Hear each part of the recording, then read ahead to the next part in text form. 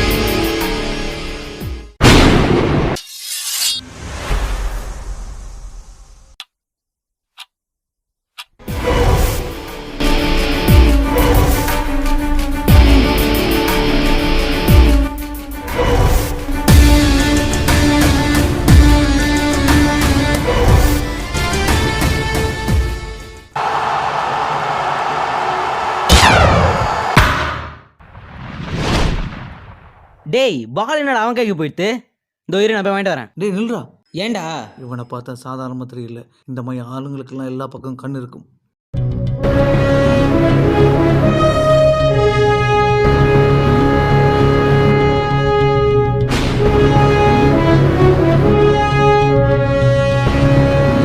ஏய் சிக் நான் போய் வாங்கிட்டு வரேன். நம்மள இன்னும் 10 செகண்ட்ல அவன் நம்மளை பார்ப்பான் பாரு.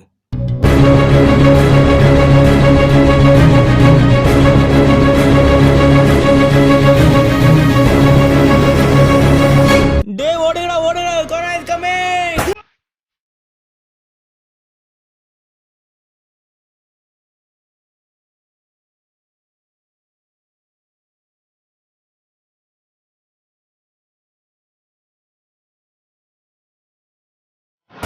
ஆமாம் சார், அந்த டாக்குமெண்ட்ஸ் எல்லாம் நான் உங்களுக்கு உடனே அனுப்புகிறேன்.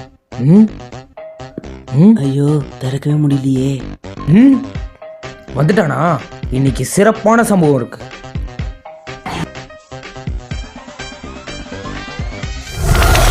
அங்கேயே நில்றா. ஏண்டா வெளியே போயிட்டு வந்திருக்கிற கொரோனா, மலேரியா, சிக்கன் குனியா இப்படி ஏகப்பட்ட டிசீஸ் சுத்தின்னு இருக்கு. ஒன்ன பெத்த பாவத்துக்கு எங்களுக்கும் அதை சேர்க்க வந்துட்டியாடா? அப்பா அப்படிலாம் இல்லை, இப்போ ஏரியா பிள்ளைங்க கிடந்தாப்பா விளையாண்டுந்தேன். அப்போ வெளியே போயிருக்க, வெளியே போனா கையை கழுவணுங்கிற விவஸ்தை இல்ல? அப்பா கை தானே கழுவணும், தோப்பை கழுவிட்டு வந்துடுறேன்.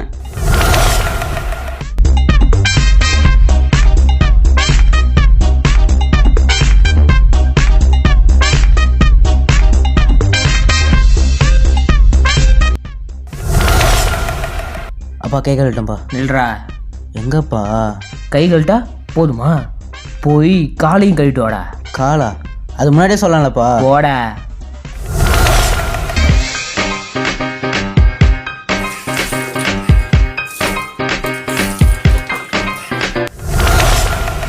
அப்பா நீங்கள் சொல்லுமே காலெலாம் கழுவிட்டேன். தெலுங்குப்பா டிவி பார்க்கணும். வாடா. என்னப்பா? வாடா இப்படி. என்னப்பா? ஏன்டா கையை கழுவிட்டு காலை கழுவிட்ட, மூஞ்ச கழுவா, மூஞ்ச போய் கழுவிட்டு வாடா. அது முன்னாடியே சொல்லலாம்ப்பா. போடா போடா. போகிறோம் போ. போகிறோம்ப்பா.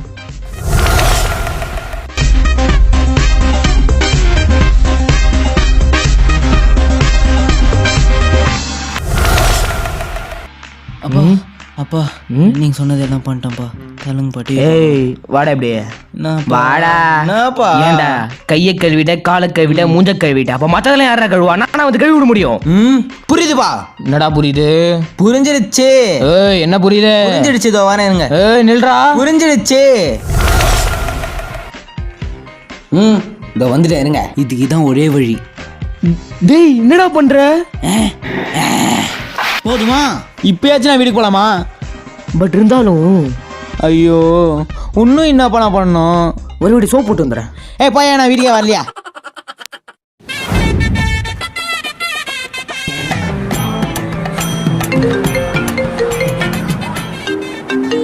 ஹலோ. Hi baby. சொல்லு பேபி. கிளம்பிட்டியா? நாடு ஃபுல்லா கொரோனா வைரஸா இருக்கு. கொரோனா ஆகுது மயிராகுது, உனக்காக மழையே பிச்சுன்னு வருவேன். டேய் அவளை நம்பி போகாதடா. நாடு முழுக்க கொரோனாவா கிடக்குதுடா. போடா அவளுக்காக எது வேணா செய்வேன்டா. 10 வருஷத்துக்கு அப்புறம் என் ஜானை திருப்பி பார்க்க போகிறேன். It is a wonderful moment.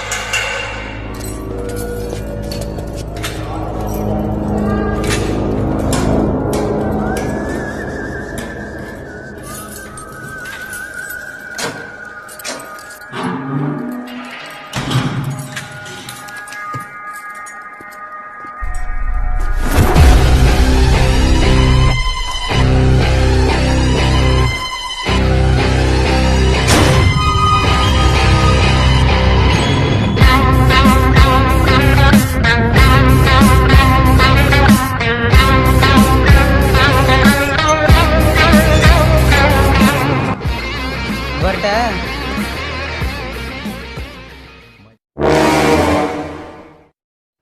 இன்றைய முக்கிய செய்திகள். தற்போது தமிழகத்தில் கொரோனா வைரஸ் காரணமாக 144 தடை உத்தரவு அமலுக்கு வந்துள்ளது. இதனால் மக்கள் யாரும் வீட்டை விட்டு வெளியே வர வேண்டாம் என்றும், இதனை மீறி தங்களது உறவினரையோ அல்லது கேர்ள் பெஸ்டியையோ பார்க்க வேண்டும் என்று வீட்டை விட்டு வெளியேறினால் லத்தி சார்ஜ் வழங்கப்படும் என்று இன்று உச்சநீதிமன்றம் முடிவெடுத்துள்ளது.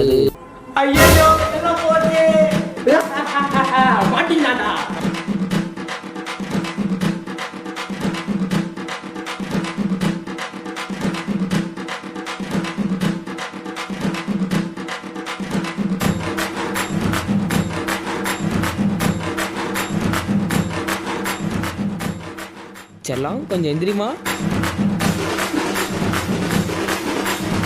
அப்படியே ரிவர்ஸ் போயிட்டு வா.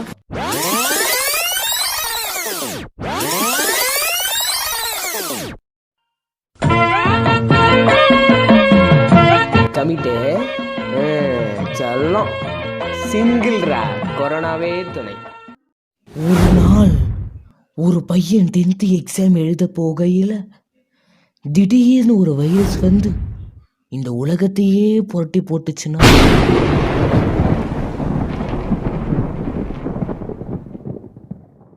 ஒரு நாள் ஒரு பையன் 10th எக்ஸாம் எழுத போகையில் திடீர்னு ஒரு வைரஸ் வந்து இந்த உலகத்தையே புரட்டி போட அரசு 144 தடையை கொண்டு வர மக்கள் எல்லாம் வீட்டுக்குள்ள முடங்கி கிடக்க, ஸ்கூலு காலேஜ்னு எல்லாத்துக்கும் 21 நாள் லீவை விட அந்த லீவ்ல பார்க்காத படம் எல்லாம் பார்த்து பேசாத பாஷையெல்லாம் பேசி, சரி என்னடா நம்ம வாழ்க்கை இப்படியே போயிடுமான்னு வருத்தப்பட்டு புக்கை எடுத்து படிச்சா,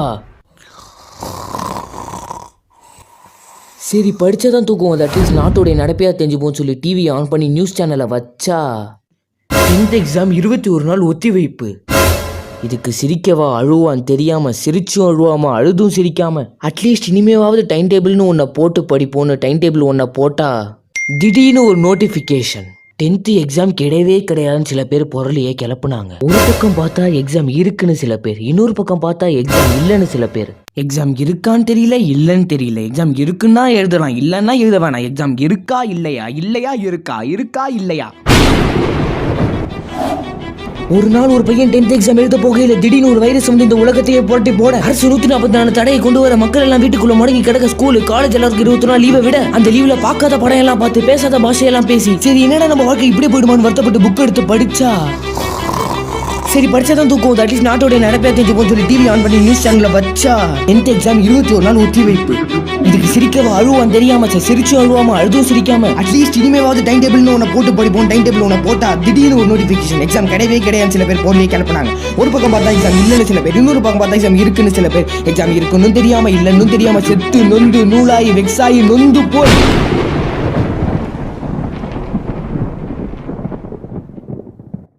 அந்த ஒரு நொடி முடிவெடுத்தேன். புக்காவது எக்ஸாம் ஆவது, அதுக்கு பதிலா நல்லா கையை நீட்டி காலை நீட்டி 21 நாளும் பெட்டு கீழே ஒரு தூக்கத்தை போட்டா